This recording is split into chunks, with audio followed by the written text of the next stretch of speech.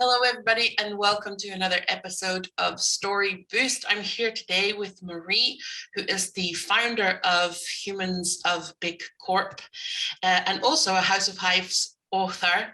Her book or her chapter is in The Power of Reinvention, where she also talks about her experience with burnout, which is also what we're going to be talking about today. So hello, Marie, and so glad that you're here. Can you tell us real quick, this is going to be a really quick version of what is your experience with burnout? Thank you for having me, Max. So burnout is a painful experience. I think that's the key thing. It's something that we should strive to avoid because it is the body that at some point is asking you to stop because your head is not stopping. And you know that things are going wrong, but somehow you keep on pushing. And you push so hard that your body tells you to stop. And for everybody, it would be different. My weakness was in my back, so I just couldn't move anymore. I completely lost my balance. And emotionally as well, I was, not myself. It's a little bit like you have this out of body experience where you see yourself reacting in situations in a completely different way than you normally would. And, that's the trigger, actually. For me, at least, it has been to not go that far that I was completely stuck in bed for weeks, which sometimes can happen. In my case, I saw myself falling into this and I was able to stop just before it was too late.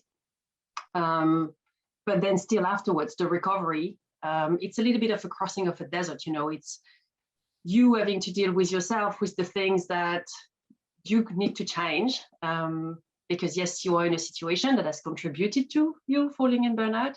But at the end of the day, it's a little bit of a wake-up call about your behavior, your thoughts, your emotional self-care, and all of the things that you need to put in place to protect yourself from the big, scary world out there. You obviously did some of your, or a lot of that recovery work, and then what? Because like you say, there are situations that are contributing as well as your own sort of thoughts and behaviors.